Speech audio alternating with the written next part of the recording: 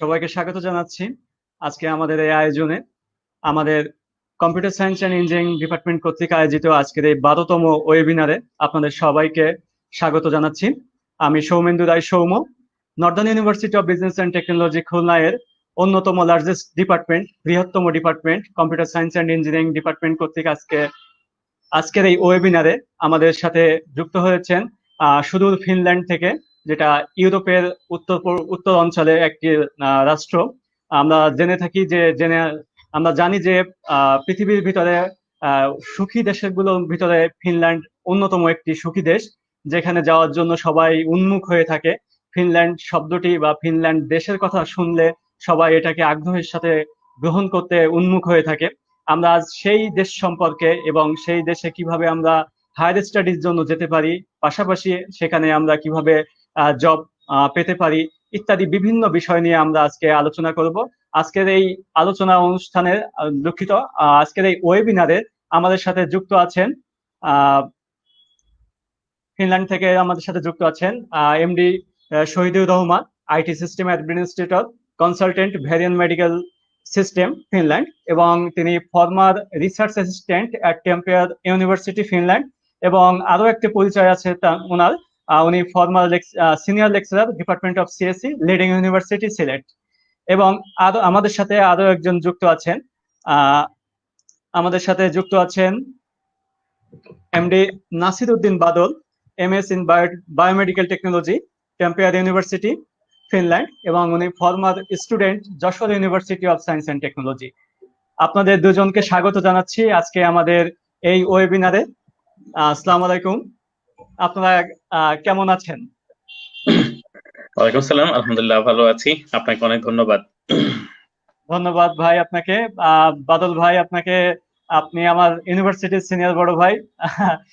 সেই হিসেবে আপনার সাথে আমার বেশি সখ্যতা আছে সেই ইউনিভার্সিটি লেভেল থেকে, এবং পাশাপাশি আপনার মাধ্যমে এমডি শহীদুর রহমান ভাই, ওনার সাথেই আমার পরিচয়। আপনাদের দুজনকে আজকে আমরা পেয়ে সত্যি খুব খুশি যে আপনাদের মতো দুইজন মানুষের কাছ থেকে আজকে আমরা পরামর্শ দিব কিভাবে হায়ার স্টাডির জন্য প্রিপারেশন নেওয়া যায়, বিশেষ করে ফিনল্যান্ড সম্পর্কে, যেহেতু আপনারা ফিনল্যান্ডে আছেন এবং ফিনল্যান্ডের স্কলারশিপ কি কি, তারপরে আপনারা ওখানে যেমন পড়ালেখার পাশাপাশিও জব করছেন, সে বিষয়ে আমরা বিস্তারিত শুনবো। আমি প্রথমেই আমি একটু বাদল ভাই আপনার কাছে যেতে চাই যে আপনি পৃথিবীর অনেক দেশ আছে, সেই দেশগুলো রেখে কেন ফিনল্যান্ডকে বেছে নিলেন এজ এ স্টুডেন্ট হিসেবে, স্টুডেন্টশিপ নেওয়ার জন্য?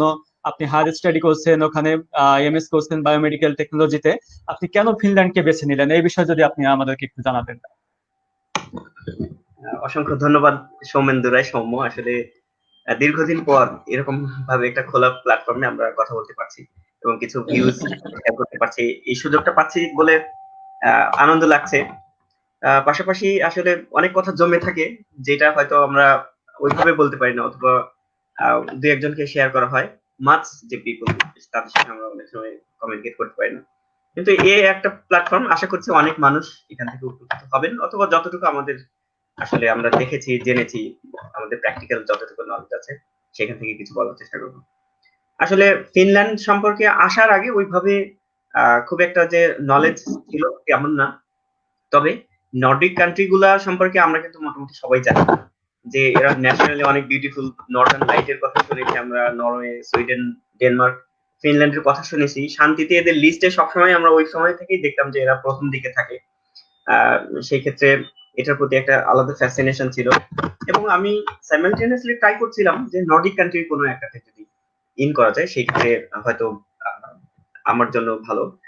এবং পরবর্তীতে যখন আরেকটু এই নিয়ে রিসার্চ করছিলাম যে কোন দেশ ভালো হবে, অথবা সেই ক্ষেত্রে ক্যারিয়ার ডেভেলপমেন্ট বলি, অথবা আমার রিসার্চ ফিল্ডের কি অবস্থা সেই বিষয়গুলো বলি, তো আমরা আসলে দেখলাম যে এই দেশগুলো নীরবে অনেক বৈপ্লবিক কাজ করে যাচ্ছে, যেটা কিনা অন্য দেশগুলো হয়তো আমরা নাম জানি কিন্তু আমাদের কাছে বেশি পরিচিত, কিন্তু সেভাবে আমরা বেনিফিটেড হচ্ছি না।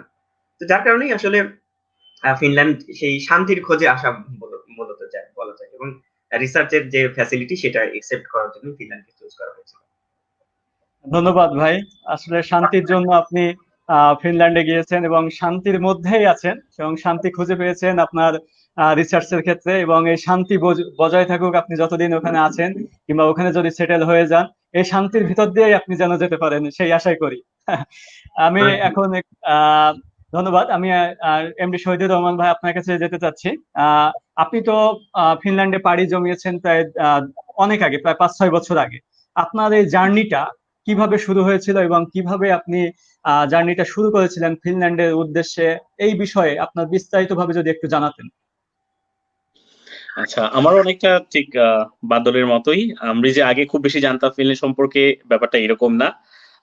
মানে এখানে আসার আগে খুব কমই জানতাম, এবং এখনো আমি একটা জিনিস দেখলাম যে বাংলাদেশে মানুষ ফিনল্যান্ড সম্পর্কে খুব কমই জানে। তারা শিক্ষা ব্যবস্থায় বা তথ্য প্রযুক্তির ক্ষেত্রে যে কন্ট্রিবিউশন করেছে সেগুলা সম্পর্কে মানে আমাদের অনেক কমই জানাশোনা। তো আমার যেভাবে জার্নিটা শুরু হয়েছিল, আমাদের কলিগ একজন উনি আসছিল আমাদের আগে ফিনল্যান্ডে।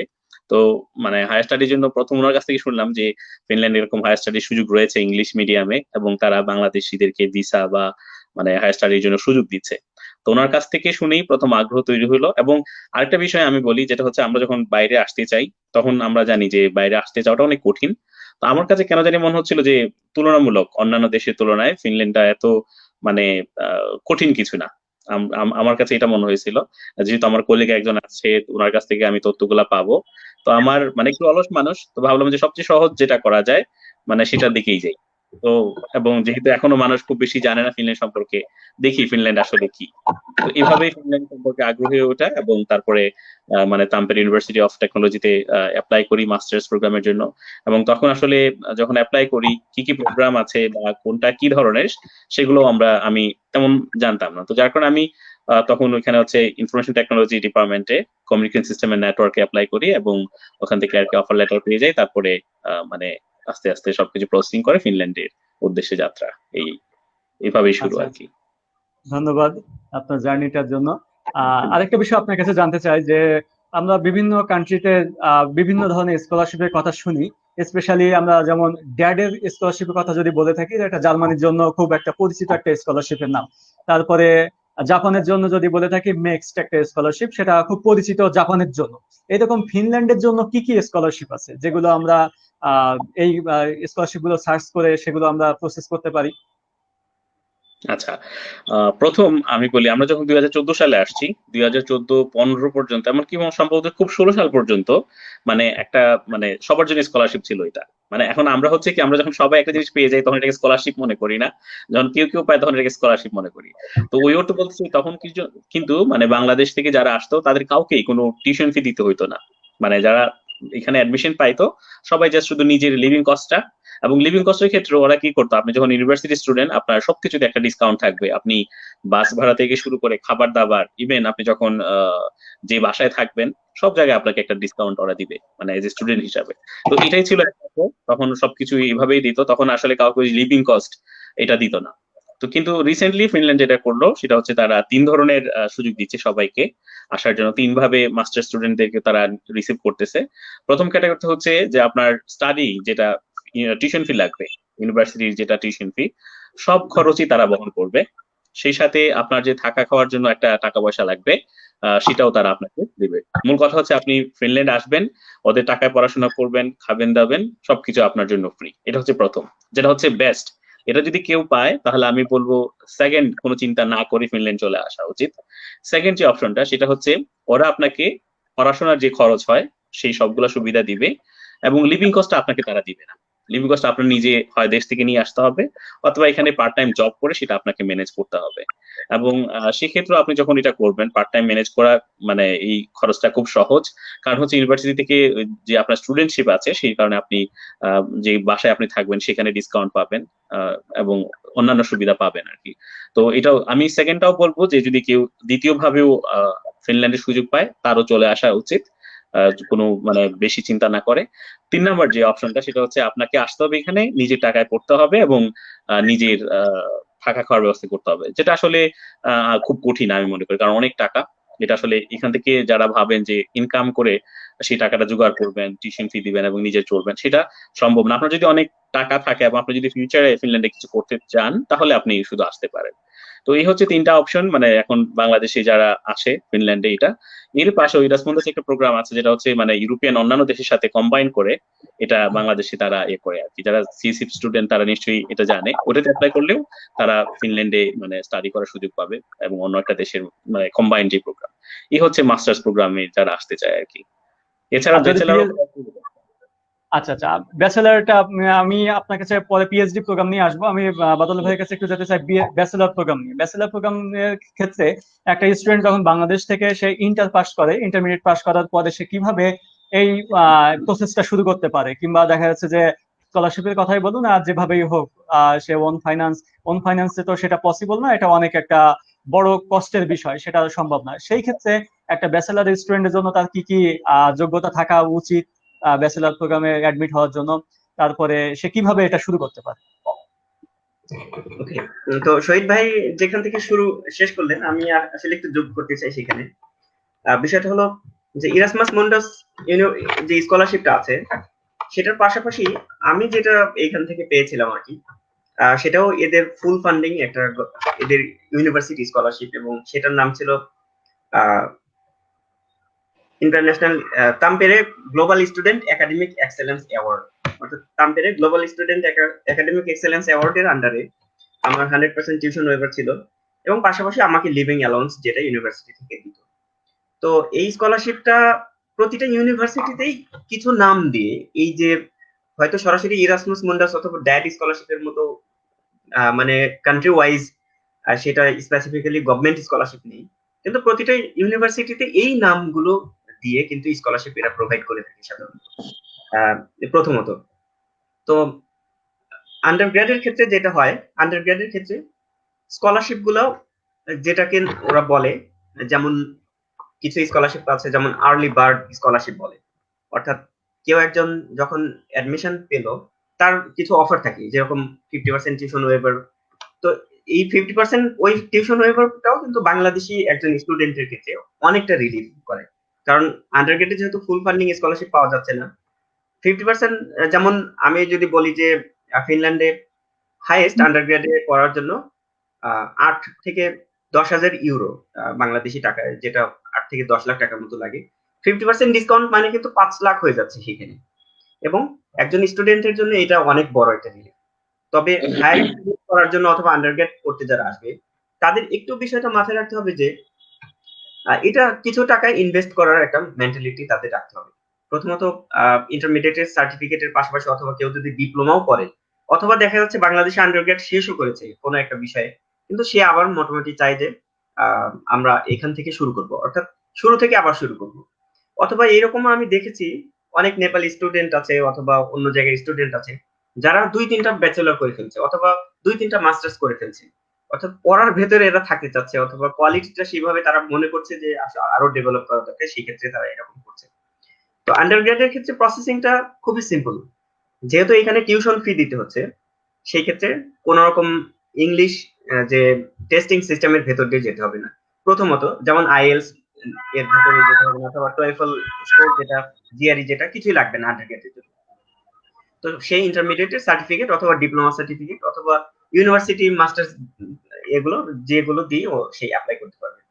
এবং এই ক্ষেত্রে যদি আমরা টাকাটার বিষয়ে আসি, প্রসেসিং যেটা হয় যে প্রথমত studyinfo.p এই ওয়েবসাইটের মাধ্যমে সে যতগুলো ইউনিভার্সিটিতে পারে সে অ্যাপ্লিকেশন করতে পারে। এর পরবর্তীতে সে যদি মোটামুটি প্রথম সিলেকশনে টিকতে পারে, সিলেকশনটা কয়েকটা ক্যাটাগরির মাধ্যমে হয়।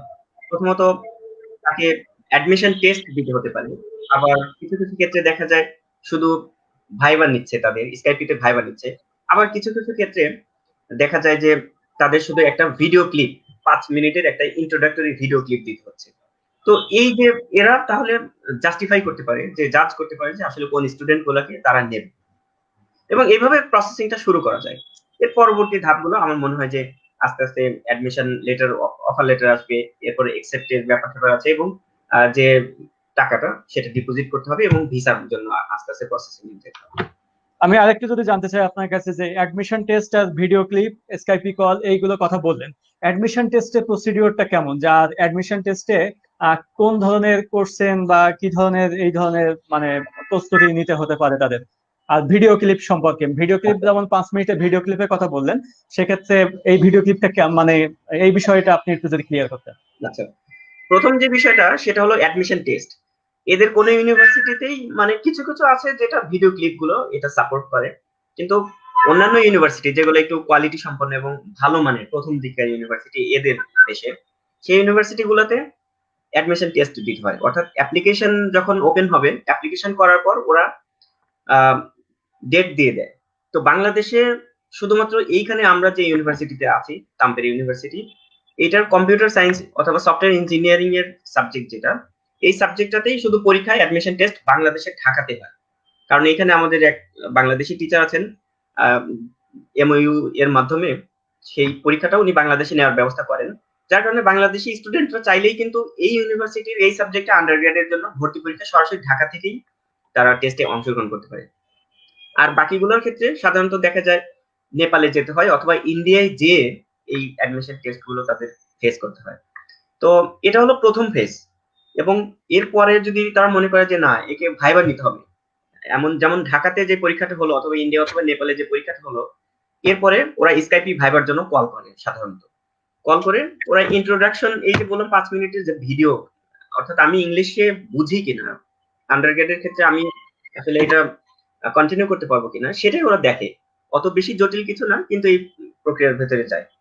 আর পরীক্ষার সিলেবাস নিয়ে যদি আমরা বলতে চাই, সেই ক্ষেত্রে এরা খুবই সিম্পলি ইংলিশে কিছু কোশ্চেন থাকে, অর্থাৎ ইংলিশ জাস্টিফিকেশনের জন্য, এবং ম্যাথস, এবং কিছু কিছু ক্ষেত্রে ফিজিক্স কেমিস্ট্রির একেবারে বেসিক লেভেলের যে কোশ্চেনগুলো। অর্থাৎ একজন ছাত্র যদি ইন্টারমিডিয়েট অথবা ডিপ্লোমা পাস করে, সে যদি ইংলিশ ভার্সনটা জাস্ট শুধু পরীক্ষার আগে কিছুদিন দেখলো যে আসলে কোশ্চেন গুলো কেমন হয়, তাহলেই তার জন্য আমার মনে হয় যে চান্স পাওয়া কোনো ব্যাপার না, সহজ, এবং সে মোটামুটি চান্স পেয়ে যেতে পারে।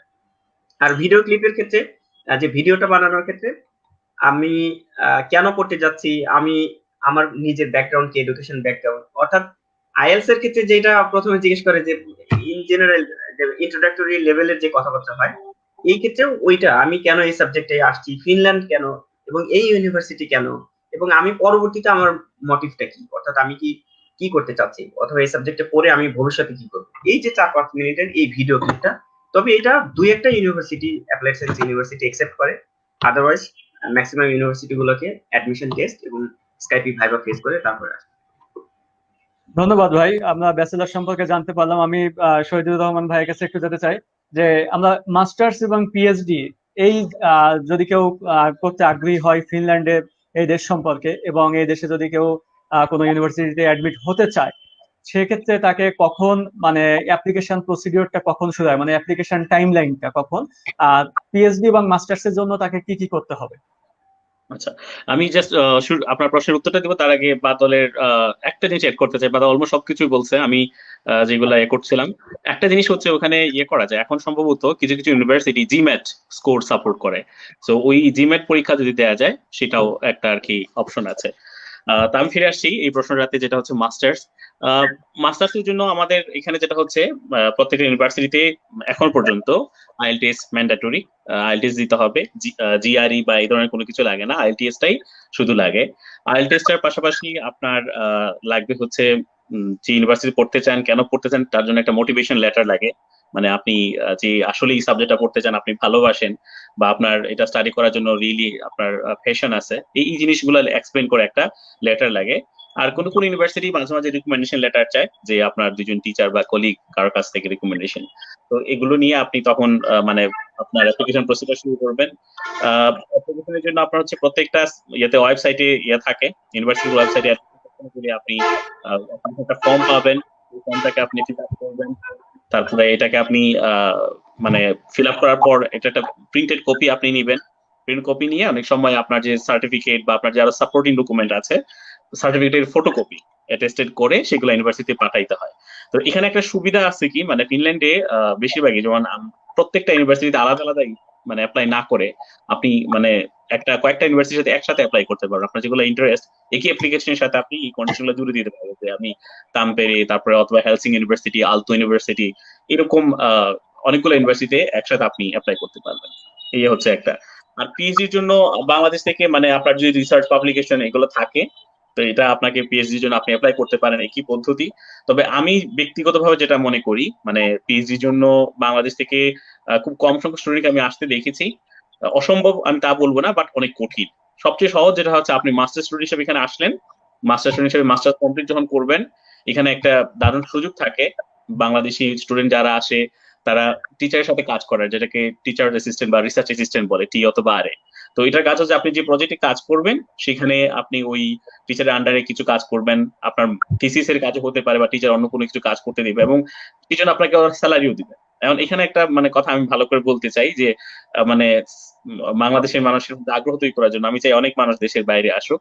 তো স্যালারি যেটা, এই আপনি স্টুডেন্ট থাকা অবস্থায়, মানে আপনি তো স্কলারশিপ নিয়ে আসেন, এই যে আমরা এতক্ষণ বললাম যে কি ধরনের স্কলারশিপ আছে, তারপর আপনি যখন টিচার অ্যাসিস্ট্যান্ট হবেন তখন কিন্তু, অথবা রিসার্চ অ্যাসিস্ট্যান্ট হবেন, আপনাকে প্রায় বাংলাদেশি টাকায় 2 লাখ টাকার মতো করে স্যালারি দিবে, এটা আপনি যখন টিচারের সাথে কাজ করবেন। তো এই টিচারের সঙ্গে কাজ করার সময় তখন টিচারের সাথে মানে একটা খুব আপনার অটোমেটিক, যেহেতু তার প্রজেক্টে কাজ করতেছেন, সে আপনার স্কিলটা দেখবে, আপনি আসলে কতটুকু কম্পিটেন্ট, আপনার মানে স্কিল সেট গুলা কি কি, তখন সেই আপনি মানে আপনি তখন তাকে বলবেন যে আমি আসলে তো মাস্টার্স তো শেষ হয়ে যাচ্ছে আমার, আমি তো পিএইচডি করতে আগ্রহী। তখন সে নিজেই বলবে যে ঠিক আছে, আমার তো পিএইচডি স্টুডেন্ট, আমার ফান্ড আছে, আমি নিব, তুমি আমার সাথে কাজ করো। তো ব্যাপারগুলো এত মানে আসলে এরকম ইজি, ব্যাপারটা এরকম না যে অনেক কিছু করতে হবে। আপনি জাস্ট আসবেন, পড়াশোনাটা করবেন ভালো করে, টিচারের সাথে আপনার আপনার পারফরমেন্স যেটা দেখাবেন, এবং টিচারকে বলবেন যে আমি তো তোমার পিএইচডি আন্ডার করতে চাই, তোমার আন্ডারে, তোমার যদি ফান্ড থাকে তুমি নাও। এমনকি যদি ওই টিচার আন্ডার ফান্ড না থাকে, আপনার যদি পারফরমেন্স ভালো হয়, তখন সে হচ্ছে কি অন্য টিচারকে রেফার করবে যে তুমি এক কাজ করো, ওই আমার তো ফান্ড নাই, তুমি আমার কলিগ আছে, তার ফান্ড আছে, তুমি তার সাথে কমিউনিকেট করো। তো এরকম করা যায়। তো আপনার কথা বলতে এটা বলতে আমাদের একটা কমেন্ট চলে আসছে, তানিম মনিরুজ্জামান। উনি পিএইচডি সম্পর্কে জানতে চেয়েছিলেন, তা আপনি যেটা বললেন হয়তো উনি বুঝতে পেরেছেন, অথবা এর প্রেক্ষিতে আপনার যদি আর কিছু বলার থাকে ওনাকে। তানিম মনিরুজ্জামান।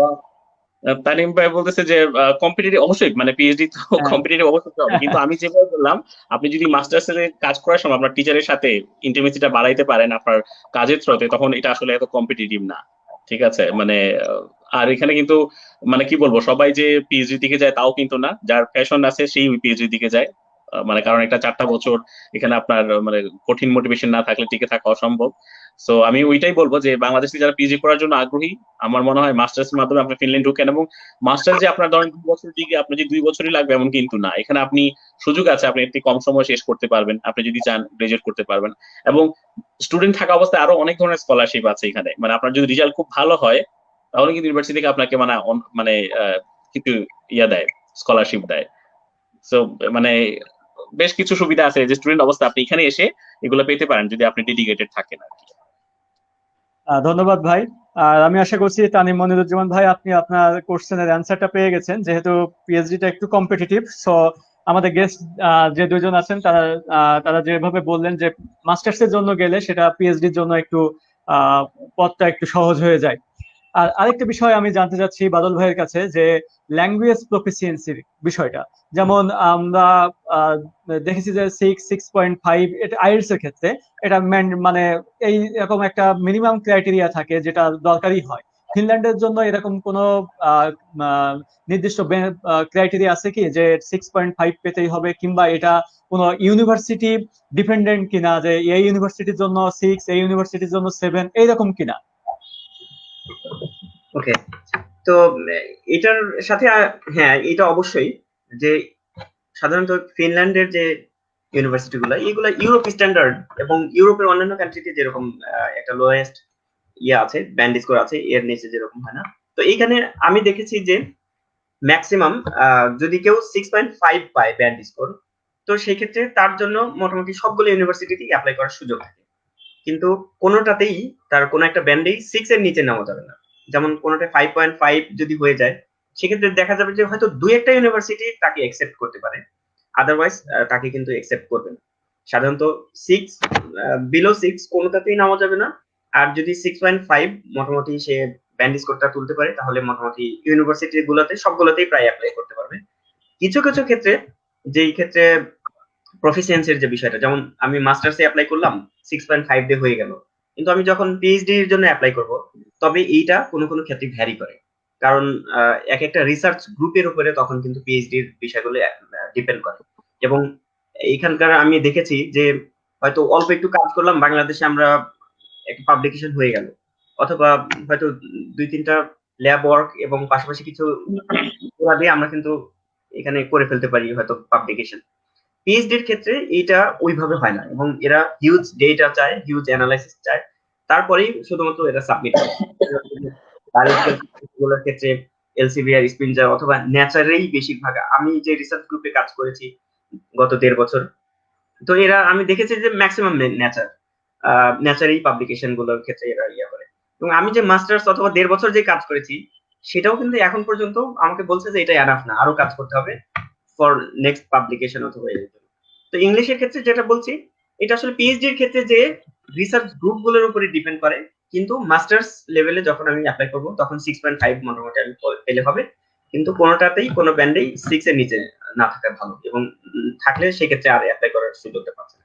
আর শহীদ ভাই যেটা ইয়ে করেছিলেন, জিম্যাট এবং স্যাট, আন্ডারগ্রেডে যদি কেউ স্যাট এক্সাম দেয়, এসএটি এক্সামটা দিলে তখন আর তাকে রিটেন যে পরীক্ষাটা, ইন্ডিয়া অথবা নেপালে যে পরীক্ষাটা, এটা আর তাকে দিতে হবে না, তখন সরাসরি সে ভাইবার জন্য কোয়ালিফাইড হয়ে যাবে।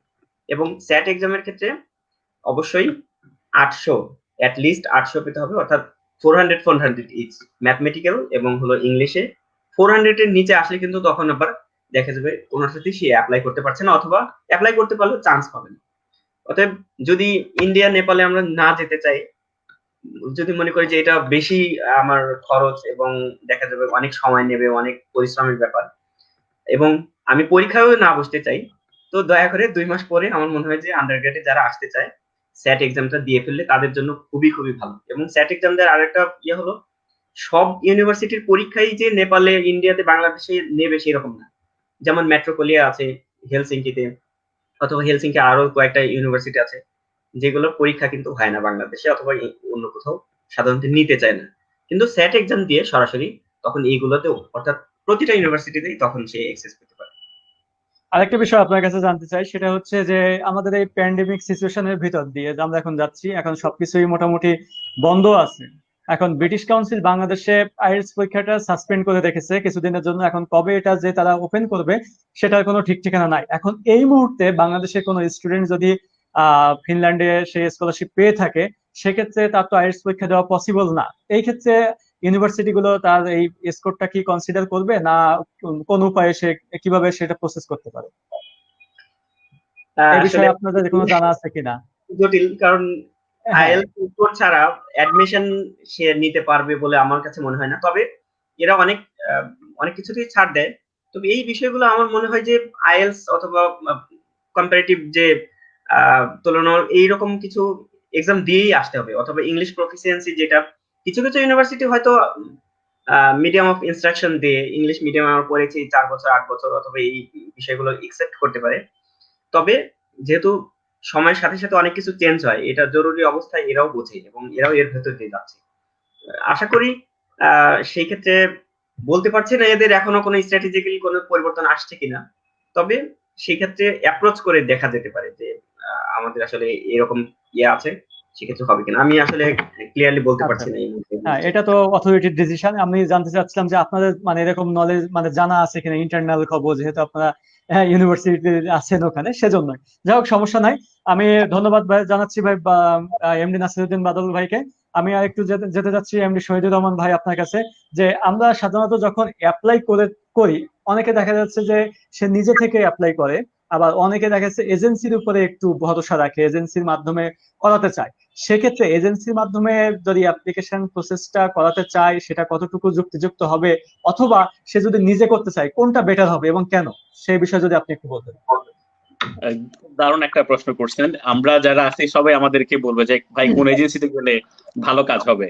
এখন ভাই এজেন্সিতে যখন যাবেন তখন কিন্তু এটা আপনি তার ব্যবসা, আপনার নিজের একটা জিনিস আপনি যতটুকু ভালোবাসা, আন্তরিকতা বা সতর্কতার সাথে করবেন, এজেন্সি কিন্তু সেটা করবে না। এজেন্সি চেষ্টা করবে কিভাবে আপনাকে একটু মানে ঠকিয়ে তার লাভ করা যায়। এবং আপনি অবাক হবেন, আমরা যারা ফিনল্যান্ডে আছি, আমরা ধরেন খুব কমই আসলে ফিনল্যান্ডকে ইয়ে করতেছি মানুষকে আনার জন্য। আমাদের একটা গ্রুপ আছে, সেখানে এত অ্যাক্টিভ ভাই বোন আছে যারা প্রচুর এফোর্ট দিচ্ছে। ওখানে ফাইল সেকশনে যদি কেউ চেক করে কি কি লাগবে, একেবারে টপ টু বটম সে পেয়ে যাবে। তার একবারে কি করতে হবে শপিং লিস্ট সহ। আসতে গেলে কি শপিং লিস্ট লাগবে, এই সব তালিকা পর্যন্ত এখানে দেয়া আছে। সো এজেন্সিতে মানুষ কেন যায় আমরা জানি না, এবং এই যে ভাইগুলা মানুষদেরকে উপদেশ দিচ্ছে বা পরামর্শ দিচ্ছে, ভাই বোনগুলা, এর বিনিময়ে তাদের কোনো চাওয়া নাই, জাস্ট শুধু এটাই যে আমাদের দেশের মানুষ এখানে আসুক, এখানে এসে আমাদের কমিউনিটিটা বড় হোক, আমাদের মানে দেশটার আরো উন্নত হোক, এটাই হচ্ছে তাদের চাওয়া। তো আমি অবশ্যই বলবো যে কোনো এজেন্সিতে যাওয়ার দরকার নাই। আপনি যদি কোনো কিছু না বুঝেন, আমাদের ওই যে গ্রুপটাতে প্রশ্ন করেন, এবং ইনবক্স করা কাউকে দরকার নেই, কারণ ইনবক্স করলে যে প্রবলেমটা হয়, আপনার প্রবলেমটা হচ্ছে হয়তো মানে আমি এত ভালো জানি না, আপনি যখন একটা পোস্ট করবেন ওখানে দেখা যাবে সে এমন কেউ আছে যে সেটা নিয়ে নিজের লাইফে সে ফেস করছে, তখন সে কিভাবে এটা সর্ট আউট করছে ওই পরামর্শ আপনি ওখানেই পাবেন। আমি হয়তো এখন যদি আমাকে কেউ জানতে চায়, আমি হয়তো যে তথ্যটা দিবে হচ্ছে 4 বছর আগে, যেটা এখন আর ভ্যালিড না, কিন্তু ওখানে পাবলিক পোস্ট যখন করবে যে আমার এই প্রবলেম আমি ফেস করতেছি, দেখা যাবে যে রিসেন্ট হয়তো গতকালকে অথবা গত মাসে একজন হয়তো একই সমস্যার সম্মুখীন হয়েছে, সে এটা সমাধান করেছে। তো গ্রুপটা খুবই অ্যাক্টিভ গ্রুপ, এবং যারা মানে স্বেচ্ছাসেবক আছেন তারা সবাই চেষ্টা করতেছে মানুষকে মানে খুব অথেন্টিক এবং তারা নির্লোভ থেকে মানুষকে তথ্য প্রদান করতে। তো আমি এই জন্য বলবো যে এজেন্সিতে যাওয়ার কোনো দরকার নাই, আপনার যে কোনো জিজ্ঞাসা, আপনার যে কোনো ধরনের প্রশ্ন, আপনি এই গ্রুপ থেকে সাহায্য পাবেন। তো আর হচ্ছে ধন্যবাদ। এজেন্সির মাধ্যমে যে নিশ্চয়ই যে অনেকগুলো টাকা নষ্ট করবেন সেটাও আমরা চাই না, অবশ্যই আপনারা এগুলা মানে অ্যাভয়েড করবেন আর কি। আমাদের আরেকটা কোশ্চেন নিয়ে আসি। আমাদের একজন দর্শক উবাইদুর রহমান হুমায়ুন, তিনি কোশ্চেন করেছেন যে ত্রিপলিতে মাস্টার্স সম্পর্কে যদি আপনি কিছু জানাতেন। হ্যাঁ, আমি প্রশ্ন নিচ্ছি, এটা হচ্ছে সিইসি আর ত্রিপলির কাছাকাছি, মানে এখানে হ্যাঁ ফিনল্যান্ডে ত্রিপলি সিইসি মানে দুইটার জন্যই বাংলাদেশ থেকে অনেক স্টুডেন্ট অলরেডি স্টাডি করতেছে, এবং ত্রিপলির অনেকগুলা মানে খুব মডার্ন কিছু সাবজেক্ট এখানে আছে। আমি তো ত্রিপলি স্টুডেন্ট না, বাট আমার কিছু কলিগ আছে যারা রিনিউয়েবল এনার্জি, স্মার্ট গ্রিড বা অন্যান্য বিষয় হার্ডওয়্যার রিলেটেড যে সাবজেক্ট গুলো আছে, বিশেষ করে মানে এখানে কিন্তু নোকিয়া মানে যে কোম্পানিগুলো আছে তারা হচ্ছে এসওসি, এই এই এই এই ত্রিপলি ব্যাকগ্রাউন্ডের ছেলে মেয়েরাই কিন্তু এইসব ক্ষেত্রে আর কি চাকরি করার জন্য খুব ভালো স্টুডেন্ট, পটেনশিয়াল স্টুডেন্ট। সো ত্রিপলির জন্য এখানে অনেক ভালো সুযোগ রয়েছে। তারা মানে ইউনিভার্সিটি সাইটগুলো চেক করলেই তাদের পছন্দের বা তাদের যেটা মানে ইন্টারেস্ট আছে সেই সাবজেক্টগুলো তারা পেতে পারে পড়ার জন্য। আচ্ছা আচ্ছা, ধন্যবাদ। আর ধন্যবাদ জানাচ্ছি উবাইদুর রহমান হুমায়ুন ভাই আপনাকে কোশ্চেন করার জন্য। আমি নাসিরুদ্দিন ভাই বাদল আপনার কাছে একটু জানতে চাচ্ছি যে বিশেষ করে এসএসসি, এইচএসসি, তারপরে কেউ যদি মাস্টার্স প্রোগ্রাম কিংবা আমি পিএইচডি প্রোগ্রামের জন্য যেতে চাই, এই যে এসএসসি, এইচএসসি এবং বিএসসি, এই রেজাল্টটা কতটুকু ইনফ্লুয়েন্স করে স্কলারশিপ পেতে? ওকে, তো আন্ডারগ্রেডের ক্ষেত্রে যদি আমি শুরু করি, হ্যাঁ। সেক্ষেত্রে এসএসসি এইচএসসি যে রেজাল্টটা, এইটা আমার কাছে মনে হয় না অত বেশি ভ্যালু ক্যারি করে, কারণ তাকে অ্যাডমিশন টেস্ট এর মাধ্যমে আসতে হয়। এবং যদি আমি বলি যে রেজাল্টের পাশাপাশি সবচেয়ে বড় যেটা প্রয়োজন সেটা হলো ইংলিশে তার দখল, যেটা কতটুকু সে দখল আছে আন্ডারগ্রেডের ক্ষেত্রে অ্যাটলিস্ট। সেক্ষেত্রে আমার কাছে মনে হয় না যে ম্যাট্রিক ইন্টারের রেজাল্ট একটু যাদের কম আছে তাদের মন খারাপ করার কিছু, কারণ এখানে অনেক বাংলাদেশে আছেন অলরেডি এক্সিস্টিং, তারা পড়ালেখা করছেন ভালো ভালো সাবজেক্টে, সফটওয়্যার ইঞ্জিনিয়ারিং করছেন অথবা অন্য কিছু। আরেকটা কনফিউশন একটু দূর করা দরকার, যেমন একজন আর্টস ব্যাকগ্রাউন্ড অথবা কমার্স ব্যাকগ্রাউন্ড অথবা সায়েন্সের যে কেউ, এইখানে কিন্তু ওরকম নাই যে মানে শুধু সায়েন্সের ছাত্ররাই ওই সাবজেক্ট গুলো পড়ছে, অথবা এইখানে সায়েন্স আর্টস কমার্সের এই ডিভিশনটাই নাই এদের এখানে। অর্থাৎ ওভারঅল এরা যে কোনো দিকে ইন্টারমিডিয়েটের পর, হাই স্কুলের পর এরা যে কোনো দিকে যে কোনো সাবজেক্টেই পড়ালেখার সুযোগ পায়, যার কারণে বাংলাদেশের একজন আর্টসের স্টুডেন্টও কিন্তু এখানে সফটওয়্যার ইঞ্জিনিয়ারিং পড়ার স্বপ্ন দেখতে পারে, এবং কোনো বাধা নেই এতে। অর্থাৎ ভয় পাওয়ার কিছু নাই। আমার মনে হয় যে শুধুমাত্র জানার আগ্রহ এবং সাহসিকতা যদি নিয়ে এসে একটু সামনের দিকে যায়, সেক্ষেত্রে আন্ডারগ্রেডে পড়ার ক্ষেত্রে অ্যাটলিস্ট কোনো সমস্যা নেই। এবং যেহেতু আন্ডারগ্রেডে আমি বলেছি আগে স্কলারশিপ ওরকম যে ফুললি গভর্নমেন্ট কোনো স্কলারশিপ নেই, এবং পাওয়ার আশা করাটা না করাই ভালো। কিন্তু ওই যে হাফ স্কলারশিপ, যেটা আর্লি বার্ড স্কলারশিপ, যেটা ম্যাক্সিমাম ইউনিভার্সিটি গুলা তাদের দিয়ে থাকে, এবং এইখানে আসার পরে পরের বছর থেকে কিন্তু সে যদি 55 to 60 ক্রেডিট সম্পন্ন করে, 50 to 60 75% পর্যন্ত সে কিন্তু টিউশন ওয়েভার পায়।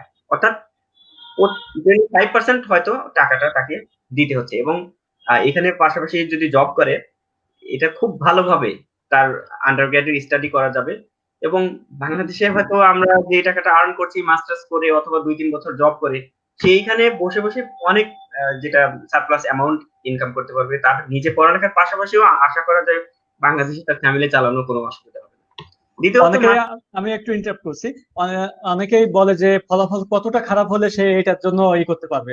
অনেকে কনফিউশনে থাকে যে আমার রেজাল্ট তো খারাপ না, আমি এটা আসলে যোগ্য কিনা আমি বুঝতে পারছি না, কিন্তু অনেকে দেখা যাচ্ছে যে ফলাফল অনেক খারাপ নিয়েও সে কিন্তু হায়ার স্টাডিজ এর জন্য যেতে পারছে। সে বিষয়ে আপনি কি বলবেন? আচ্ছা, আন্ডারগ্রেডের ক্ষেত্রে আমার আসলে এক্সাক্ট ইয়াটা নেই যে আসলে কত খারাপ হলে একজন আসছে, কারণ আচ্ছা, বাংলাদেশে যারা ধরেন 5 জিপিএ 5 এর ভেতরে 3 পায় তারা কিন্তু স্বপ্নই দেখে না যে কোনো সময় বিদেশে পড়বে। ওরা ভাবে যে আমি শেষ, এই জীবনে আমাকে হয়তো পলিটিক্সে ঢুকতে হবে অথবা অন্য কিছু। আসলে আম, আমার মনে হয় যে আমার ভাতিজার কথা আমি যদি বলি, ওরা এই তো 13 আগস্টে আসছে। ওর মনে হয় আর্টসে, আমি যতদূর জানি যে টেকনিক্যাল কিছু বিষয় আছে, যেমন ভকেশনাল অর্থাৎ একজন স্টুডেন্ট আর্টস পড়েনি, কিছু করেনি, ভকেশনাল তো মোটামুটি পড়ালেখাই লাগে না বলতে গেলে। সে ভকেশনালে ম্যাট্রিক পাস করেছে, এরপরে হয়তো ডিপ্লোমায় পড়েছে, তার রেজাল্টও মোটামুটি 3 এর কাছাকাছি। সে কিন্তু খুব ভালোভাবে মোটামুটি কিছু প্রিপারেশনের মাধ্যমে নিজে পরীক্ষায় চান্স পেয়েছে, ইংলিশে সে মানে তার যোগ্যতা দেখে আসছে। তো ভকেশনালের একটা ছাত্র যদি এখানে আসতে পারে, সেক্ষেত্রে আমার মনে হয় না যে যে কেউ 2.5 অথবা 3 নিয়ে এটা স্বপ্ন দেখতেই পারে। আমার মনে হয় সেক্ষেত্রে অ্যাপ্রোচ করা যেতে পারে। সে যদি শুধুমাত্র একটু ইংলিশে 5-6 মাস আগে থেকে স্পিকিং করার প্র্যাকটিসটা করে এবং এটার সাথে লিখে। তবে মাস্টার্স এর ক্ষেত্রে বিষয়টা একেবারে আলাদা, কারণ এইখানে যেরকম প্রফেসরকে পটানোর বিষয়টা নেই কিন্তু, কারণ ইউনিভার্সিটি গুলো স্কলারশিপ দেয়, গ্রুপ অফ স্টুডেন্ট টিচার্স থাকে যাদের বরাবর, অর্থাৎ সিলেকশন কমিটি থাকে। তো একজন স্টুডেন্ট যেমন একজন টিচারকে হয়তো কোনো একটা কিছু দিয়ে পটিয়ে ফেললো অথবা তাকে রাজি করে ফেললো, কিন্তু যখন একজন গ্রুপ অফ টিচার্স কে পটানো কিন্তু মুশকিল, অর্থাৎ তাকে সেই ক্ষেত্রে ক্যালিবার শো করেই আসতে হবে। অর্থাৎ কোনোভাবে স্কলারশিপ পাওয়ার ক্ষেত্রে অ্যাটলিস্ট তার রেজাল্ট, তার যদি পাবলিকেশন থাকে খুবই ভালো, আর না হলে আমার কোনো পাবলিকেশন ছিল না কিন্তু আমি আমার 100% স্কলারশিপ, যেটা অর্থাৎ টিউশন ওয়েভার এবং লিভিং অ্যালাউন্স দুটাই পেয়েছিলাম। তো সেই ক্ষেত্রে আমার মনে হয় যে সামগ্রিকভাবে যদি রেজাল্ট একটু ভালো হয়, লিস্ট যদি 3.4 এর উপরে অথবা এরপরে যত সে ভালো করতে পারে সেরকম হয়, এবং তার কিছু লেখালেখির হাত থাকে অথবা মোটিভেশন লেটারটা ভালো হয়, আশা করি সে ফুল ফান্ডিং স্কলারশিপ পাওয়া তার জন্য কঠিন না। কারণ আমার সাথেই আরেকজন বাংলাদেশি ছিলেন ঢাকা ইউনিভার্সিটির, হয়তো তার রেজাল্ট অত বেশি ভালো ছিল না, কিন্তু তিনিও ফুল ফান্ডিং স্কলারশিপ আমি দেখেছি পেয়েছেন। কারণ অ্যাপ্রোচটাই হলো মূল। আমি হয়তো এক জায়গায় অ্যাপ্লাই করছি অথবা একটা কান্ট্রি কনফাইন না হয়ে যদি এরকম কয়েকটা ইউনিভার্সিটিতে ট্রাই করি, ইনশাআল্লাহ আশা করি আমি আশা করছি স্কলারশিপ হয়ে যাবে। এবং পিএইচডির ক্ষেত্রে যেহেতু মাস্টার্স এর এই পজিশন, পিএইচডির ক্ষেত্রে তাকে কিন্তু আরেকটু সফিস্টিকেটেড হতে হবে তার রেজাল্টের দিক থেকে, পাবলিকেশনের দিক থেকে, এবং তার লেখার যে সায়েন্টিফিক রাইটিং, যেটা রাইটিং স্কিলটা কিন্তু ভালো হতে হবে, এবং ভাইভাতেও তাকে অ্যাটেন্ড করতে হবে যে সে আসলেই কতটুকু যোগ্য, তার বিষয়ে তারা মোটামুটি না দেখে না শিওর হয়ে নেয় না সাধারণত। অতএব পিএইচডির ক্ষেত্রে রেজাল্টটা গুরুত্বপূর্ণ। মাস্টার্স এর ক্ষেত্রেও মোটামুটি আমি বলতে পারি যে মডারেট। কেউ যদি অ্যাবাভ 3 থাকে, আশা করা যায় সে যদি চেষ্টা করে অন্যান্য দিকগুলো ভালো হয়, আইএলটিএস একটু ভালো করলো, সে ইনশাআল্লাহ ফুল ফান্ডিং যেটা সেটা পাওয়াটা একটু টাফ মাস্টার্স লেভেলেও, কিন্তু অন্যান্য যে স্কলারশিপ হয়তো টিউশন ওয়েভারটা সে খুবই ভালোভাবে ম্যানেজ করতে পারবে ইনশাআল্লাহ, আশা করা যায়। আচ্ছা, আমি এখানে ধন্যবাদ। হ্যাঁ, আমি হ্যাঁ, একটা শিওর। জিনিস add করতে চাই বাদলের সাথে, মানে আরেকটা প্রশ্ন আমরা প্রায় মানে শুনি যারা আসতে চায় বা আগ্রহী, তারা বলে যে আমি স্কলারশিপ এই রেজাল্ট দিয়ে পাবো কিনা। এই একটা কোয়েশ্চেন থাকে যে ভাই আমার রেজাল্ট এত, এটা পাবো কিনা। সত্যি বলতে এই কোয়েশ্চেনটা আনসার কেউ দিতে পারে না। মানে আপনার যদি ধরেন জিপিএ 4/4 ও থাকে, আমি বলতে পারবো না যে আপনি স্কলারশিপ পাবেন। আবার আপনার যদি 2.9 থাকে, এটাও বলতে পারবো না। কেন পারবো না? যখন ওই যে নাসির বলতেছিল যে একটা সিলেকশন কমিটি থাকে, ওই বছর যারা অ্যাপ্লাই করে, ধরেন একটা বছর এমন আসলো যে সবাই জিপি 4 অ্যাপ্লাই করছে এবং প্রত্যেকেরই রিসার্চ পেপার 5টা 7টা করে আছে।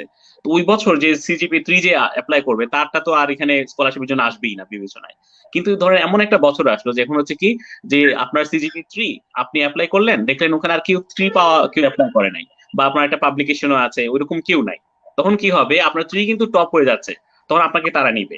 কারণ আপনি প্রাইমারি যে কন্ডিশন, অর্থাৎ অ্যাপ্লাই করতে গেলে যে আইএলটিএস লাগবে, এগুলা ফুলফিল করছেন। তারপর ওরা দেখবে যে এদের মধ্যে কাকে স্কলারশিপ দেওয়া যায়। আপনি এই প্রশ্ন যদি আপনি আমাকে করেন যে ভাই এইটা দিয়ে কি আমি অ্যাপ্লাই করতে পারবো, এই আনসারটা আমরা দেওয়া ইজি। কারণ হচ্ছে এটা ইউনিভার্সিটি আপনি নিজেও চেক করতে পারবেন যে ইউনিভার্সিটি কি ক্রাইটেরিয়া দেয়া আছে, কি ধরনের রিকোয়ারমেন্ট তাদের আছে। কিন্তু স্কলারশিপের বিষয়টা আসলে ওই সময় টিচাররা যারা অ্যাপ্লাই করে বেসড অন তাদের ধরেন কোয়ালিটি বা তাদের কি বলবো যে কোয়ালিফিকেশন দেখেই ডিসাইড করে। তো এই কোয়েশ্চেনটা আসলে আনসার করা খুব কঠিন, এবং আপনার জন্য হতাশ হওয়ার কিছু নাই, আবার খুশি হওয়ার কিছু নাই। যে যেটা বলবো অ্যাপ্লাই করেন, অ্যাপ্লাই করলে কোনো লস নাই, এই কথাটা শিওর যে আমি যদি অ্যাপ্লাই করে ফেলি আমার তো কোনো লস হচ্ছে না, আমি যদি পেয়ে যাই পেয়ে গেলাম, চলে আসলাম। তো এই জন্য যেন অনেকেই ভয় যে না আমার এই রেজাল্ট হবে কিনা, এটা তো আসলে অ্যাপ্লাই না করলে কেউ বলতে পারে না। তো কেউ অবশ্যই বলতে অ্যাপ্লাই পারবে না। হুম। ধন্যবাদ আপনার মূল্যবান পরামর্শের জন্য। যে অ্যাপ্লাই করতে হবে, তারপরে সেটা অ্যাকসেপ্ট হবে কি হবে না সেটা ডিপেন্ড করবে সেই সময় কতজন অ্যাপ্লিকেন্ট আছে তাদের রেজাল্টের উপরে। আসলে রাইট, একটা এক্স্যাক্টলি। এক্স্যাক্টলি। আমি বাদল ভাইয়ের কাছে আর একটু জানতে চাচ্ছি যে ভাই, আপনি তো মাস্টার্স করছেন, এখন মাস্টার্স রত অবস্থায় কোনো পার্ট টাইম জব কিংবা ফুল টাইম জব পাওয়া কি পসিবল না? আচ্ছা, প্রথমত শুধু মাস্টার্স করলেই যে চাকরি পাওয়া যাবে অথবা যাবে না সেরকম না। আসল বিষয়টা হলো যে পার্ট টাইম জব যেটা, আমরা যদি বলি যে সাবজেক্টিভ পার্ট টাইম জব, এটাও যেরকম পসিবল, পাশাপাশি যদি সেটাও না পায় কারো হতাশ হওয়ার কিছু নেই। এখানে যে ম্যান পাওয়ার আছে অথবা যারা আসে সবাই একটা দুইটা তিনটা পর্যন্ত জব করে। অর্থাৎ পার্ট টাইম জবের ক্ষেত্রে আমার মনে হয় ফিনল্যান্ডে বড় বড় শহরগুলোতে অ্যাটলিস্ট কোনো প্রবলেম নেই, এবং অনেক ভালোভাবেই তারা মোটামুটি জব পেয়ে যায় খুব সহজেই। আর কিছু কিছু জায়গা আছে যেমন একটু ছোট শহর যেগুলোতে, সেগুলো এখন অনেক কাজের ক্ষেত্র তৈরি হচ্ছে এবং তাদেরও অনেক ম্যান পাওয়ার দরকার। সেক্ষেত্রে আমার মনে হয় আন্ডার গ্র্যাড, মাস্টার্স অথবা এই লেভেলে যদি কেউ আসে, সেক্ষেত্রে ফুল স্কলারশিপ যদি নাও থাকে, আমার মনে হয় পার্ট টাইম জব সে ম্যানেজ করতে পারে খুব সহজেই। আশা করি এই ক্ষেত্রে প্রবলেম হবে না। এখন সাবজেক্টিভ জবের ক্ষেত্রে আমি যদি যোগ করতে চাই, যেমন আন্ডার গ্রেডে আসলো, সফটওয়্যার ইঞ্জিনিয়ারিং পড়ছে অথবা অন্য কোনো কিছু, বিশেষ করে টেকনিক্যালি যে সাইট গুলায়, specially computer science, software engineering, আইটির ক্ষেত্রে সেকেন্ড ইয়ারে পরে আমাদের বাংলাদেশি এরকম অনেক অনেক উদাহরণ আছে যারা অলরেডি নোকিয়াতে জয়েন করে ফেলেছে। অর্থাৎ তারা সেকেন্ড ইয়ার হয়তো শেষ করছে অথবা ফার্স্ট ইয়ারের শেষের দিকে এসে, ফার্স্ট ইয়ার শেষ করলো, সেকেন্ড ইয়ারের কিছুদিন ইয়া করার পর ওরা মোটামুটি বিভিন্ন জায়গায় জয়েন করে ফেলছে। আবার মাস্টার্স এ যারা আসছে আমি দেখেছি যে হয়তো ২-৩ মাস মোটামুটি স্টার্টিং হয়েছে, তাদের পড়ালেখা শুরু করেছে, তো আইটি তে তারা জব পেয়ে গেছে। এবং আমার মনে হয় শহীদ ভাই এটা ভালো বলতে পারবে যে ভাইও পড়ালেখা করছে এ পর্যন্ত ৩-৪টা জব অলরেডি সুইচ করে ফেলেছে, এবং ভাই তো এখনো মোটামুটি স্টুডেন্ট, মাস্টার্স করছে এবং পাশাপাশি কিন্তু উনি জব করছে। ভাইয়ের কাছে যাবো, তার আগে আপনার কাছে একটা বিষয় জানতে চাই। আপনি তো মাস্টার্স করছেন, আপনি কি এখন জব করছেন? আচ্ছা, আমার মাস্টার্স কমপ্লিট হয়ে গেছে, তবে আমার যেহেতু ফুল ফান্ডিং স্কলারশিপ ছিল আমি প্রথম দিকে জব করিনি, কিন্তু আমার জবের অফার ছিল, সেক্ষেত্রে আমি জব করতে চাইতাম, পারতাম। কিন্তু আমি এখানে রিসার্চ অ্যাসিস্ট্যান্ট হিসেবে আমার ল্যাবেই কাজ করেছি, প্রোটিন ডাইনামিক্স যে ল্যাব ছিল, ভ্যাকসিন ডেভেলপমেন্টের কাজ করেছি, যার কারণে আমি বাইরের জবটা করিনি। তবে আমি ১ বছর যাওয়ার পর যখন সামার চলে আসছে, আমি আবার দেখা গেছে পাশাপাশি পার্ট টাইম একটা জবে ঢুকে গেছি। হ্যাঁ, স্টিল আমি জব করছি, যেটা সাবজেক্টিভ না, হয়তো পার্ট টাইম জব করছি, এবং আমি আমার পিএইচডির জন্য যেই প্রস্তুতি অথবা অ্যাপ্লিকেশন যে প্রসিডিউর সেগুলোর জন্য অপেক্ষা করছি আর কি। আচ্ছা আচ্ছা, ধন্যবাদ ভাই। আমি শহীদুর রহমান ভাইয়ের কাছে যেতে চাই যে আপনি তো বাংলাদেশে একটা বেশ ভালো একটা university, private university, leading university সিলেটের সিনিয়র লেকচারার ছিলেন। এখন যেহেতু আপনি সিএসসি ব্যাকগ্রাউন্ড আপনার, আপনি ফিনল্যান্ডে যে অলরেডি আমি একটু আগে শুনলাম যে ৩টার মতো জব আপনি সুইচ করেছেন, আর একটা জব করছেন, ৩টা না ৪টা এরকম জব করছেন। এখন সিএসসি স্টুডেন্টের জন্য জব ফিল্ডটা কেমন এবং তারা কিভাবে সেটাকে কোপ আপ করতে পারবে ফিনল্যান্ডে? আচ্ছা, অনেকেই বুঝছেন হিংসা করে বলে যে ফিনল্যান্ড হচ্ছে সিএসসি দের জন্য। আসলে এটা সত্য, অনেক সত্য। সিএসসি এর জন্য মানে খুব সহজ, সবকিছুই সহজ। আমি জব মানে ফিনল্যান্ডের ওভারঅল আমি একটা সিচুয়েশন বলি যে এখানে ২ ধরনের জব আছে। একটা হচ্ছে সার্ভাইভিং এর জন্য, এটা হচ্ছে সব মানে প্রথম হয়তো সিএসসি স্টুডেন্ট যারা আসে তারাও এসে করবে, অন্যান্য সাবজেক্টে যারা আছে এটা তাদের স্টাডি রিলেটেড না, জাস্ট টিকে থাকার জন্য এটা সবাই করে, এটা হচ্ছে একটা। সেকেন্ড হচ্ছে যেটা সার্ভাইভাল না, এটা হচ্ছে আপনার সাবজেক্ট রিলেটেড জব। এটা হচ্ছে একটু বেশি হচ্ছে আইটি স্টুডেন্ট যারা 90% বলা যায় যে তাদের ক্ষেত্রে এটা প্রযোজ্য। তারা দেখা যায় আমি যদি মানে কম্পেয়ার করি, ইন্ডিয়াতে অনেক স্টুডেন্ট এখানে আসে, মানে তারা হয়তো দেশে জব করতে অন্য কোথাও এখানে স্টাডির জন্য আসে, তারপরে এসে কি করে এরা এখানে বিভিন্ন কোম্পানিতে অ্যাপ্লাই করা শুরু করে দেয়। মানে আসার পরেই যে আমি এই কাজ করে আসছি, আমার সিভিতে এইগুলো আছে। এবং এখানে যেটা করে মানে আমাদের দেশের মতো এখানে রিক্রুটমেন্ট না, ওরা সার্টিফিকেটে কি আছে এটা না, আপনি কি কাজ জানেন সেটার উপর ওরা খুব বেশি গুরুত্ব দেয়। আপনাকে ইন্টারভিউর জন্য ডাকবে যদি দেখে যে না আপনি তো ওই কাজ করতে সমর্থ, তাহলে আপনি ইউনিভার্সিটিতে পড়তেছেন কিনা, সাবজেক্টে ফেল করছেন কিনা, রেজাল্ট কি, এগুলো খোঁজ খবর নেবে না, ওরা আপনাকে জব দিবে। এবং শুধু এটা মেনটেন করবে যে আপনি যেহেতু স্টুডেন্ট আপনি এই কাজের বেশি কাজ করতে পারবেন না আপাতত, আপনি ডিগ্রি কমপ্লিট করে ফেলেন, তারপর আপনি আমাদের সাথে ফুল টাইম কাজ করতে পারবেন, এরকম শর্তে তাদেরকে কাজ দেয়। তো সিএসসি এর জন্য এটা খুব সহজ। মানে এবং আমি বলবো বাংলাদেশে যারা মানে বিশেষ করে একটু ডেভেলপিং যারা অ্যাপ ডেভেলপার বা প্রোগ্রামার যারা আছে তারা যদি এখানে আসে, এসে মানে কয়েক মাসের মধ্যে না হোক ফার্স্ট ইয়ারের পর ডেফিনেটলি সবারই একটা চাকরি হয়ে যাবে, মানে কোথাও না কোথাও। এটা হচ্ছে বাইরে। এবং Right. ভিতরেও যখন মানে সিএসির যে রিসার্চ ফান্ড যেগুলা, সিএসি ডিপার্টমেন্টে খুব বেশি রিসার্চ ফান্ড থাকে। আমি যদি এখন বলি যেমন তাম্পের ইউনিভার্সিটিতে সম্ভবত বাংলাদেশি 8 থেকে 9 জন রিসার্চার আছে কমপক্ষে। তো এরা কিন্তু আসলে এভাবে স্টুডেন্ট হিসাবেই, এবং এসে এখানে তাদের একাডেমিক অ্যাচিভমেন্টের মাধ্যমে তারা কি করলো, ওই টিচারের সাথে তারা এখন রিসার্চ হিসেবে কাজ করতেছে। তো এই অপশন গুলো সবসময়ই আছে। আর এর ছাড়াও সিএসসির কিছু জব পাওয়া যায় এখানে, হচ্ছে ধরেন প্রজেক্ট বেসড। মানে আমি যদি আমার নিজের কথা বলি, আমি যখন সেকেন্ড ইয়ারে আমি তখন সার্ভাইভালের জন্য অন্যান্য জব করতাম, তখন আমি খুঁজতেছিলাম যে আমার সাবজেক্ট রিলেটেড কোনো জব আছে কিনা। তো ইউনিভার্সিটি গুলো আবার কি করে, এখানে ইউনিভার্সিটি সাইটে আপনাকে মানে থাকবে একটা জায়গায় যে জব ওপেনিং কি কি আছে। তো আপনি ওই ইউনিভার্সিটি সাইট থেকে সবসময় দেখতে পারবেন যে আপনার সাবজেক্টে কোন জব আছে কিনা, আপনি অ্যাপ্লাই করতে থাকলেন। তো এরকম অ্যাপ্লাই করার পর আমার প্রথম একটা জব হয়, আমি তখন মানে সেকেন্ড ইয়ারের স্টুডেন্ট।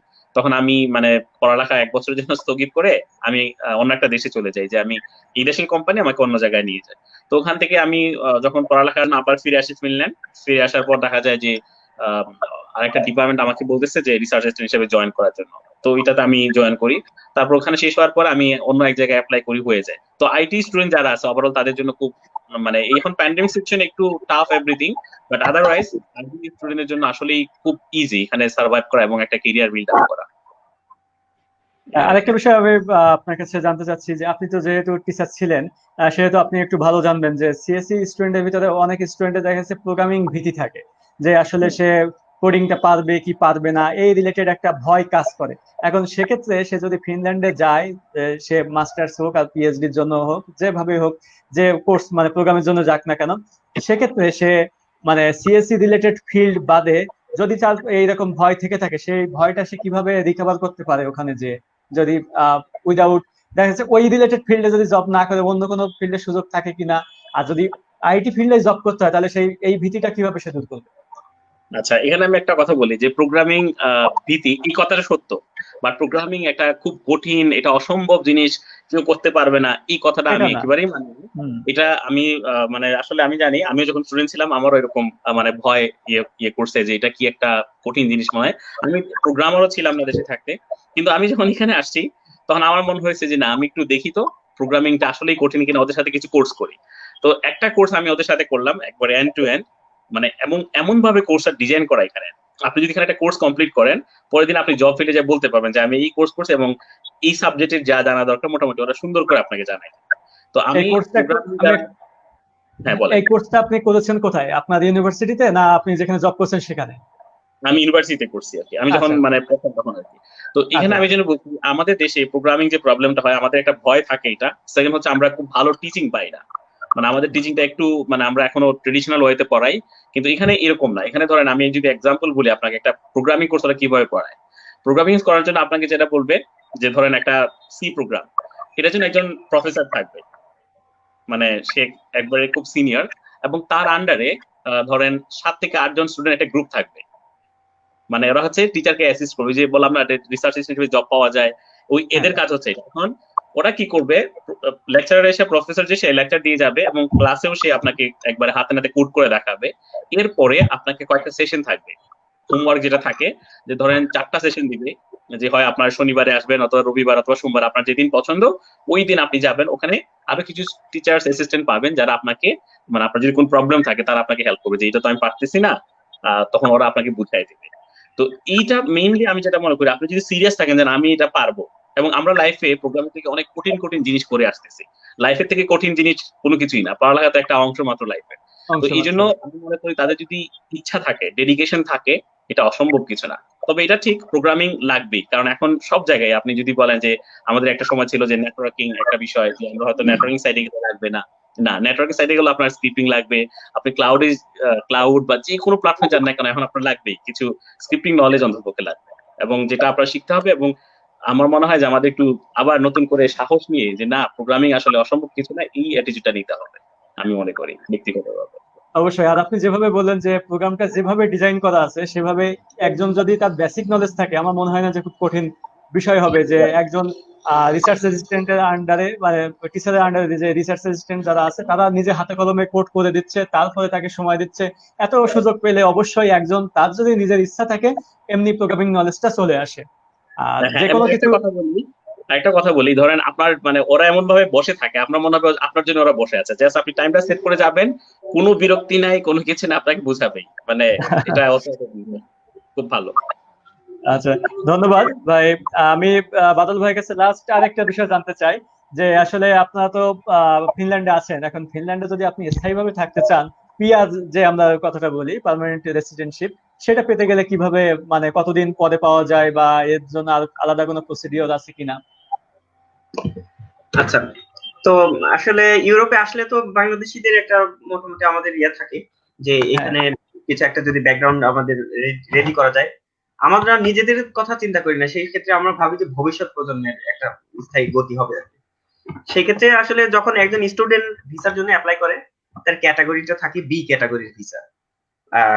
বি ক্যাটাগরির ভিসা থেকে উত্তরণ হয় এ ক্যাটাগরিতে যখন সে ডিগ্রিটা কমপ্লিট করে, সেটা আন্ডারগ্রেড ডিগ্রি হলেও অথবা মাস্টার্স ডিগ্রি, অথবা 1 বছরের জন্য হয়তো কিছু কিছু প্রোগ্রাম আছে, সেটাও কমপ্লিট করলে তখন যে কোনো একটা জব যদি থাকে তার, সেটা তার সাবজেক্টিভ হতে পারে অথবা দেখা পার্ট টাইম কোনো জব হতে পারে, তাহলে সে ভিসা ক্যাটাগরিটা চেঞ্জ করতে পারে, এই ক্যাটাগরিতে যেতে পারে।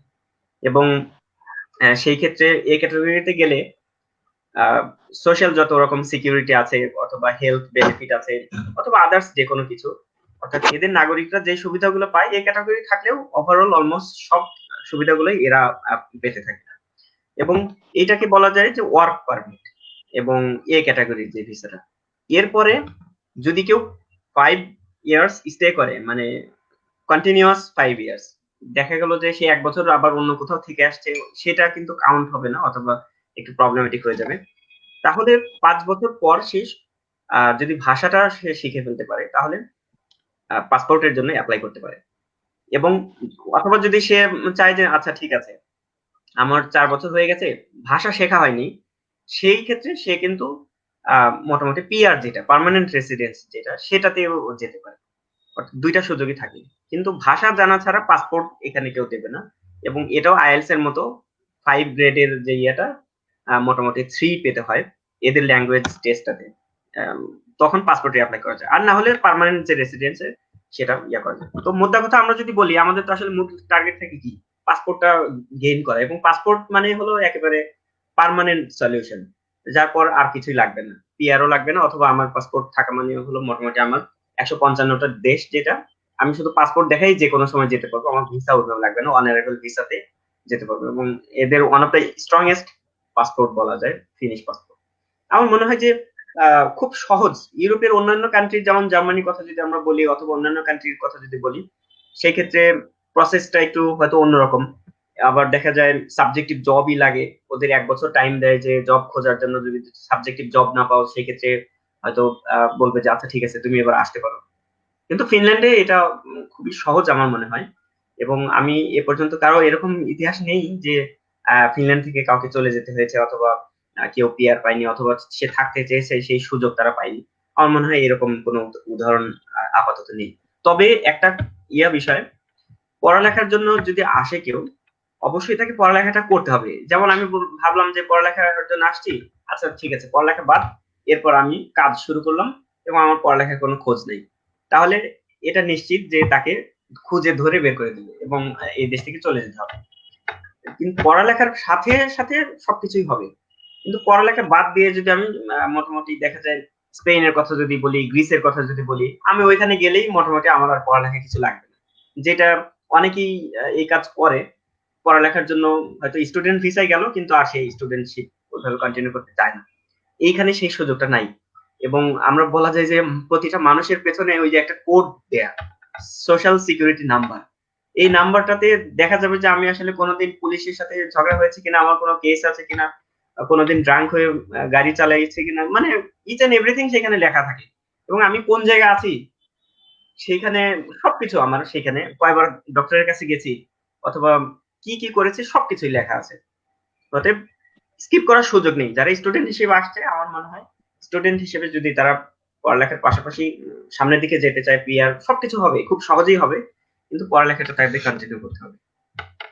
ধন্যবাদ ভাই। আমরা লাইভ সেশনের একেবারে শেষ পর্যায়ে চলে এসেছি।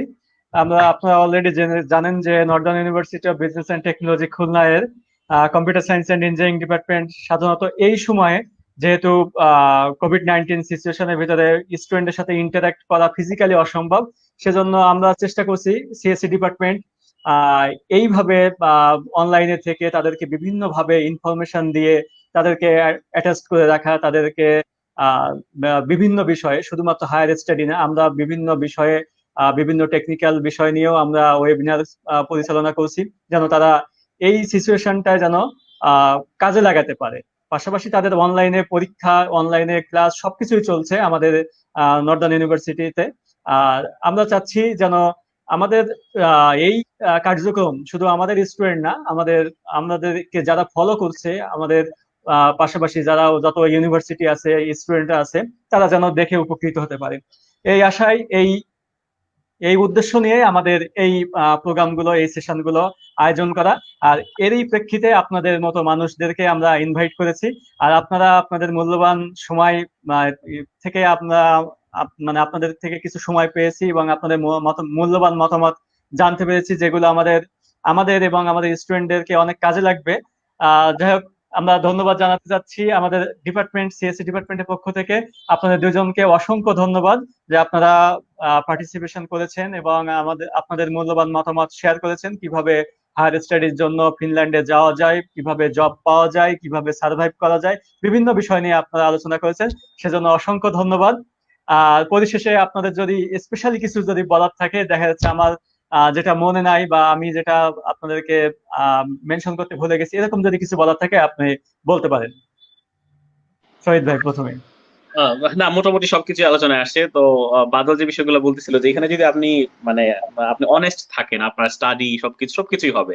কিছুদিন আগে সম্ভবত একজন ফিনল্যান্ডের কেবিনেট কেউ একজন বলছিল যে যারা মিথ্যা বা চিটিং করে তাদের জন্য Finland is very difficult place, মানে এখানে থাকার দরকার নাই বা এই ধরনের একটা কথা।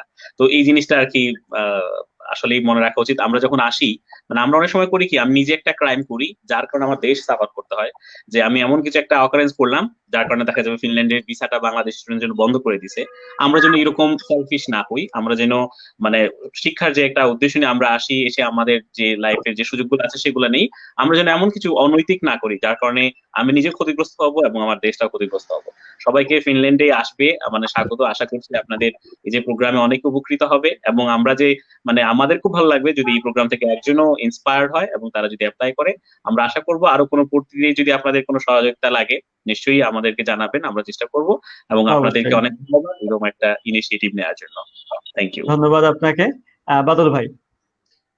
তো আমি যেটা বলবো আসলে মাথায় ঘুরছিল, সেটা আমাদের আমাদের লক্ষ্যটা আসলে ক্লিয়ার হওয়া উচিত। জীবনের লক্ষ্যটা শুধুমাত্র হায়ার স্টাডিতেই যদি আটকে থাকে, এটা কিন্তু ঠিক না। আমি যদি দিন শেষে মনে হয় যে আসলে আমার জীবনটা ব্যর্থ, পিএইচডি থাকার পরেও ব্যর্থ হতে পারে, পোস্ট ডক থাকার পরেও ব্যর্থ হতে পারে, তবে আমাদের লাইফের যে গোল সেটা ক্লিয়ার করা উচিত। এবং সেই রকম যেন না হয় যে নদীর এপার ছাড়িয়া কহে নিঃশ্বাস, ওপারেতে সর্বসুখ আমার বিশ্বাস। তবে হায়ার স্টাডিতে আসা সমস্যা না, একজন ভালো মানুষ পৃথিবীর যে কোনো জায়গা থেকেই হওয়া যায়। আমি সবাইকে বলবো যে আমাদের এই বিষয়টাও আসলে একটু গুরুত্ব দেওয়া উচিত। আমরা আসলে ভালো মানুষ হওয়া দরকার আগে, কোনো কিছু করার আগে, যাতে আমার দ্বারা সমাজ একটু উপকৃত হতে পারে এবং আমার দ্বারা এটলিস্ট আমি যেন কারো ক্ষতির কারণ না হই। আমার মনে হয় সবাই পড়ালেখা করে মানুষ হোক, এটলিস্ট মানুষ, প্রকৃত মানুষ হওয়াটা আমার কাছে জরুরি। সবার প্রতি সেটা আহ্বান জানাচ্ছি। অসম্ভব ভালো একটা কথা বলেছেন আপনি। আসলে আমরা চিন্তা করি কিন্তু সুচিন্তা করি না, আমরা শিক্ষিত কিন্তু সুশিক্ষিত না। আমাদের ভিতরে মানবিকতা দেখা যাচ্ছে মাঝে মাঝে বিলুপ্ত হয়ে যায়। আসলে এই যে মানবিক বোধগুলো, এগুলো আমাদের জাগ্রত করার সময় তো এখন। আমরা যদি মানে মানসিক মূল্যবোধ যদি না থাকে, মানুষের ভিতরে যে মূল্যবোধ, মানুষের একজনের সাথে আরেকজনের যে কোঅপারেশন, একজনের সাথে আরেকজনের যে রিলেশনশিপ, সেটা যদি না থাকে, ভালো সম্পর্ক যদি না থাকে, তাহলে যত বড়ই শিক্ষা থাকুক না কেন, যত বড় পিএইচডি হোল্ডার হোক না কেন, তার এই শিক্ষার কোনো দাম নাই। কথায় আছে যে বিদ্যান আহ আহ বিদ্যান হইলেও পরিচার্য, এরকম একটা কথা আছে যেন, আমি বলে গেছি। যাই হোক, বিদ্যুৎ আমাদের হ্যাঁ, বিদ্যান দুর্জন হলেও পরিচার্য। আসলে যে আমরা যত বড়ই দেখা যাচ্ছে ডিগ্রিধারী লোক হোক না কেন, কিন্তু সে যদি তার মানসিক চিন্তা ভাবনা যদি অপরের কল্যাণে যদি না আসে, তাহলে সেই শিক্ষার আর প্রকৃত মূল্য থাকে না। তা আমাদের এই সেশন থেকে এই শিক্ষায় শিক্ষিত হয়ে আমরা যেন নিজেরা ভালো হয়ে চলতে পারি এবং অপরের জন্য আমরা কাজ করতে পারি, এবং নিজের ভিতরে মানবিক মূল্যবোধকে জাগ্রত করে দেশের এবং দশের কাজের জন্য আমরা যেন সেটা কাজে লাগাতে পারি, এই আশায় এবং এই এই ধারণা নিয়েই আমরা যেন বেড়ে উঠি।